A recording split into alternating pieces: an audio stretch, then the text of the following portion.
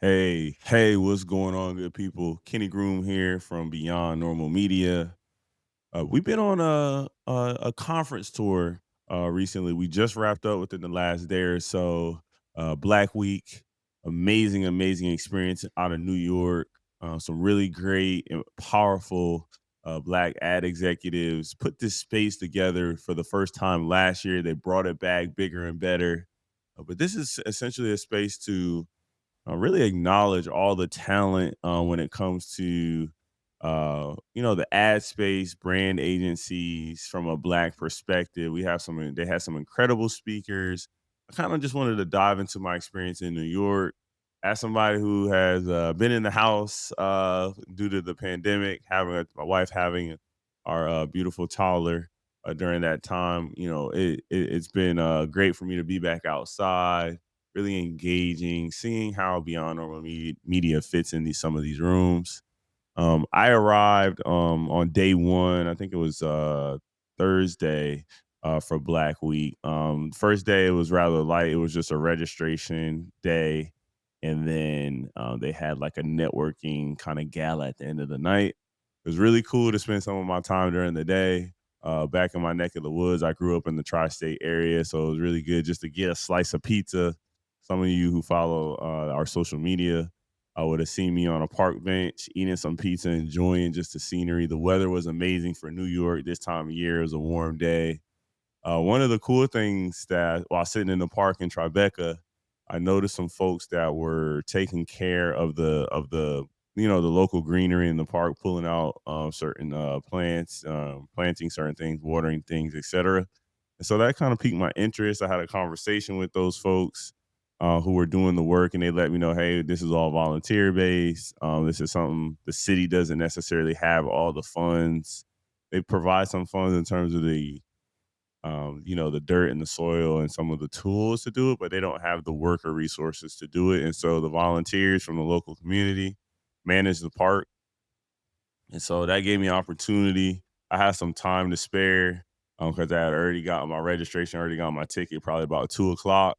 The late night gala didn't start until 6 p.m. So I was like, let me roll up my sleeves a little bit. So it was quite the experience doing some gardening in a local park in New York. But the parks in that, and just in the city, I believe they're a true treasure. A lot of them are concreted out, playgrounds, things like that. So it was good to have, just good to see a greenery space. And I didn't mind rolling up my sleeves for about an hour and a half or so. Once I wrapped up with that, went back to the room, started the process of getting ready for the night. The kind of the theme of it was like a all black affair. So blacked out, real basic, black pair of jeans, black sweater, and then my signature black shoes.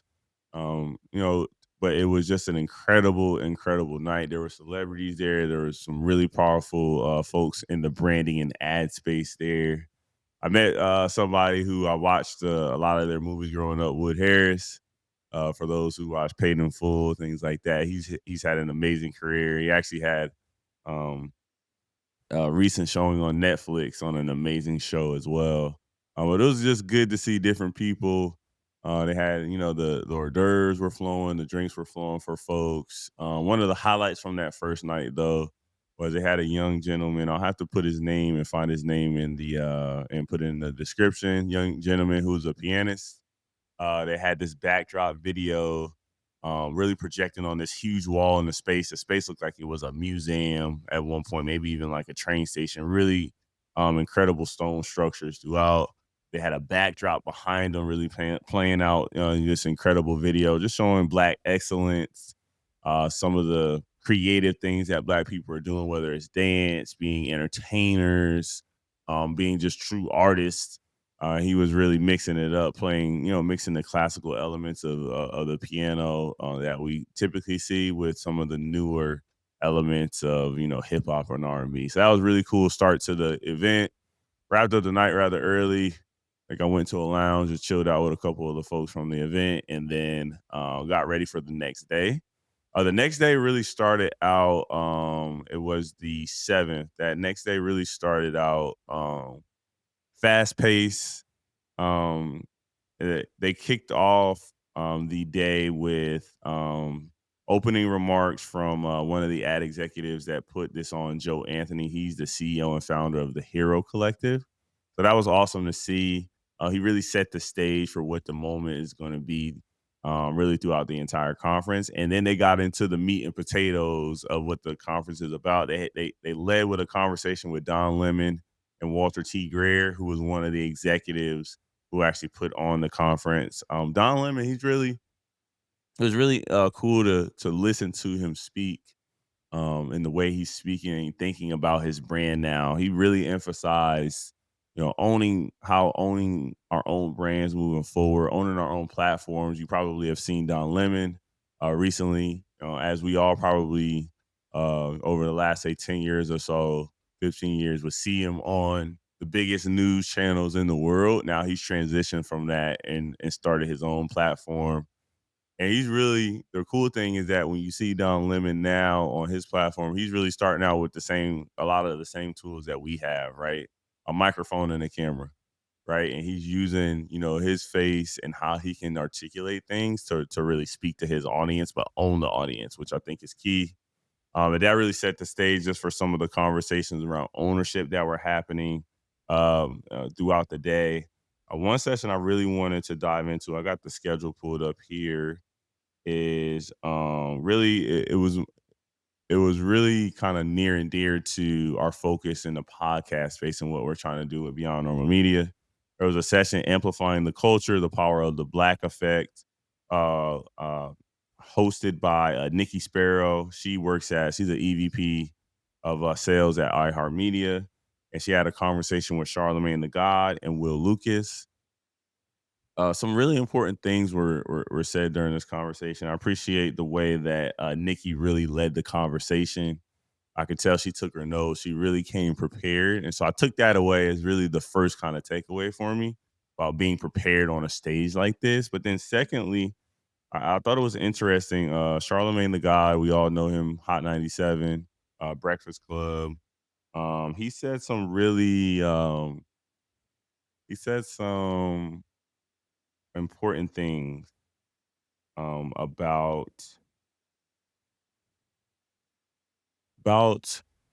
um the platforms, the podcasts that are on the Black Effect, right? A lot of them are really established brands. He mentioned having what is it, 85 South and some of these other um, entities where the creators really built it up themselves. And so he said at this point, even though some of those creators are on the Black Effect, iHeartMedia in terms of content, a lot of the brands that those shows, they're too big essentially for someone to come and try to own it, right? Because the IP is all by the comedians or the entertainers, right? They own their platform, the storytellers. And so he said that he looks at the network as much more of like a partnership. So he's partnering with these established shows and not necessarily in a position to really take them over. I thought that was powerful because when we think of some of these legacy media companies, we think about how they go in and they kind of, take what they want and then they leave the part of the IP that isn't really monetizable. And in this case, he's actively knowing like, hey, for these shows that he's going after to put on the Black Effect, these individuals, these creators have really put in the sweat equity where no one can come in and try to own what they've put together, what they've put out into the world. It's truly them. So even if you buy them out and they say, hey, we'll put somebody in, there's probably going to be a shift that occurs and it's not going to feel the same. So I thought that was really powerful. Will Lucas as well. I'm familiar with Will's work. He's the CEO of his own company of AWL Co. I'm not sure if I'm pronouncing that right. But I know his work from Afrotech. He's heavily involved in a lot of the content that I see around Afrotech, the podcast and things like that. And so it was really cool just to get Will's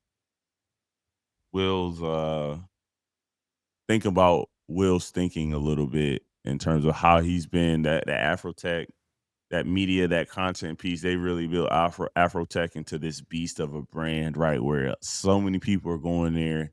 And I damn near see the content every day, even after the conference, and it kind of keeps things top of mind. And I know Will is doing some incredible work with that. There was one more note. Let me check my notes. This is a little informal with you all, but I wanted to get my thoughts out before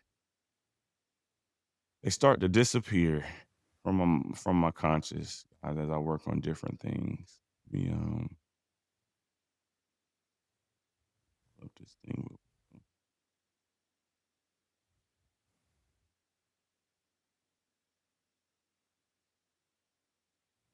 Oh, okay, this is a really powerful quote that I jotted down from Will. Will said, "The future is here. It's not just it's."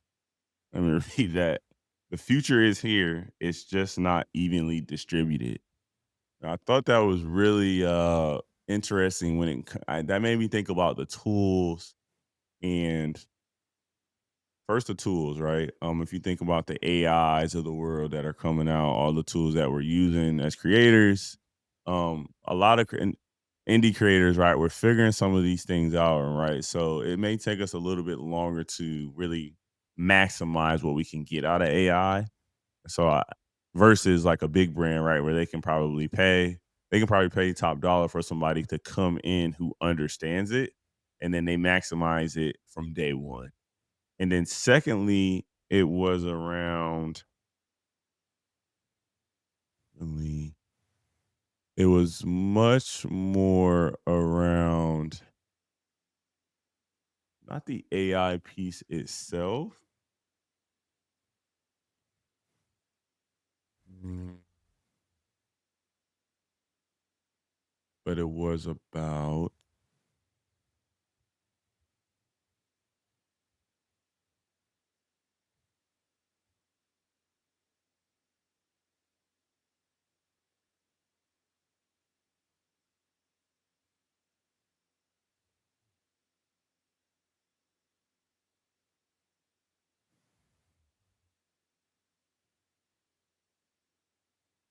okay, I know what it was.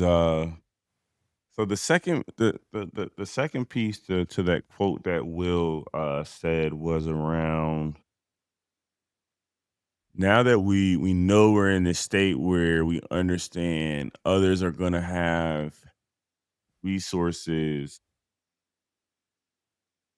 they're gonna have the big media companies are gonna have resources that the indies just don't have. Like we understand that. But then there's this opportunity, I think, through community, through networking, through figuring out how to once I learn something, right? Like how can I connect that with my brethren, my sisters in arms, right? When it comes to this indie creator thing, I just think there's going to be that we're going to see more of like the La Russell model. We're going to see some of these things where people who figure it out, they put it on display in front of us, and we can take bits and pieces.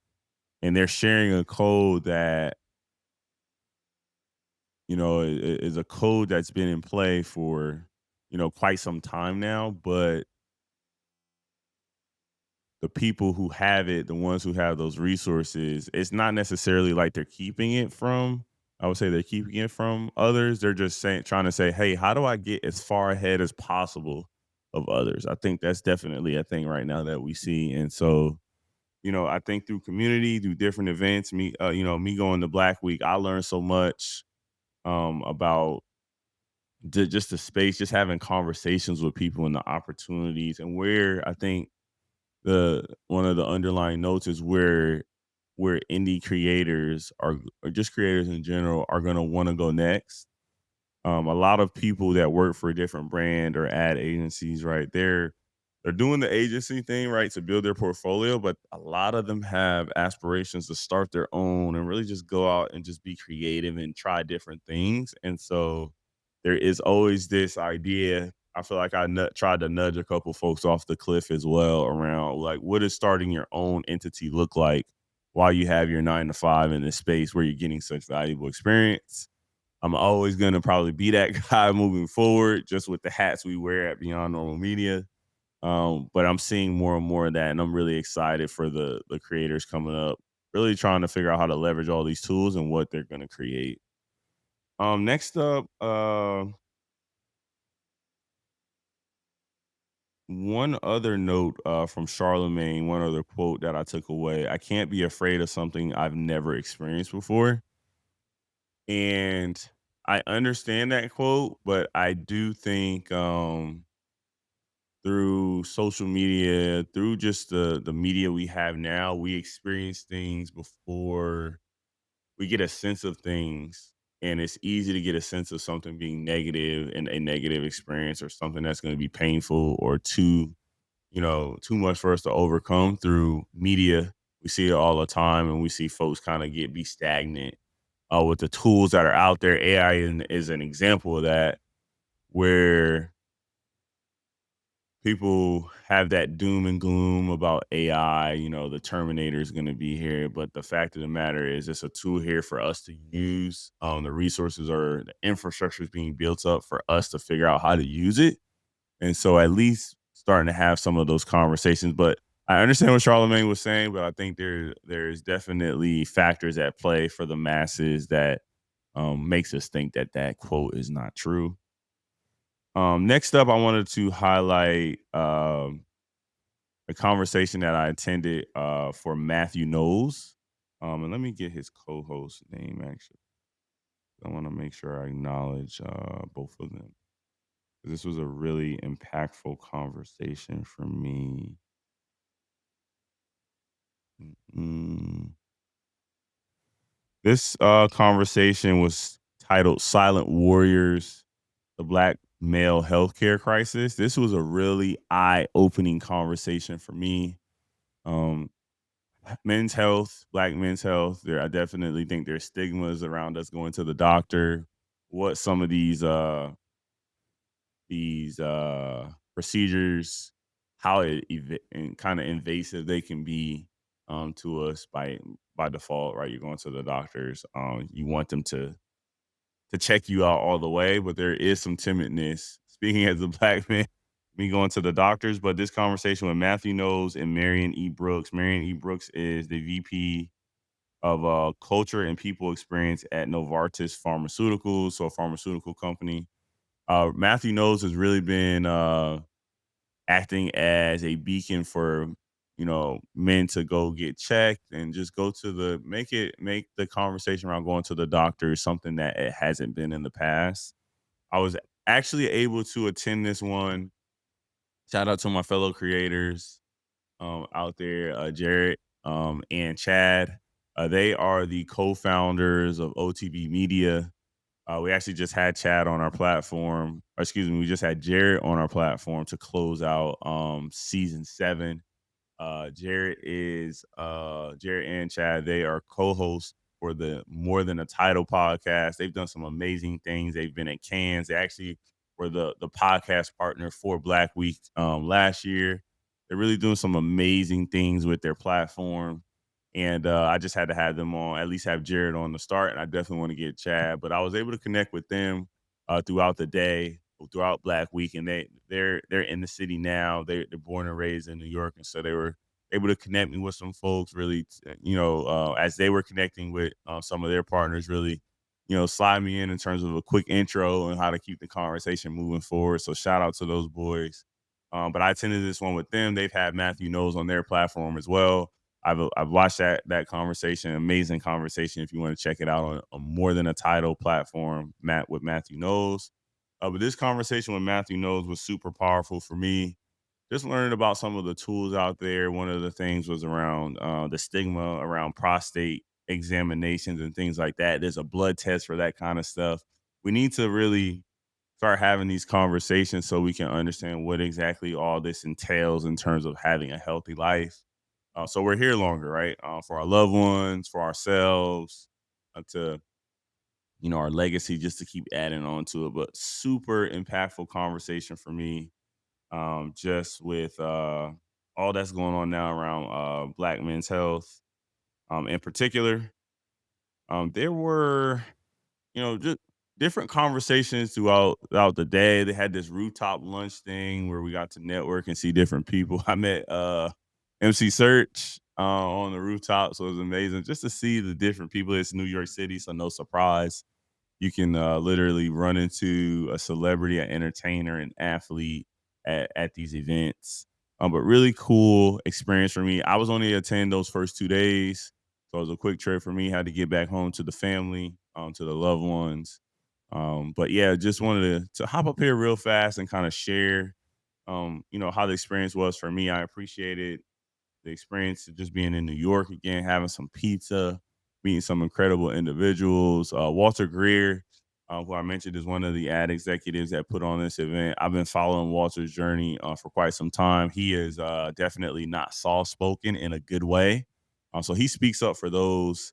Um, when they necessarily don't feel like they have a voice, he makes sure that their voice is heard and puts resources behind them. One of the cool things I will shout out Blackweek for, as we all are in 2025 dealing with the dynamics of the employment space.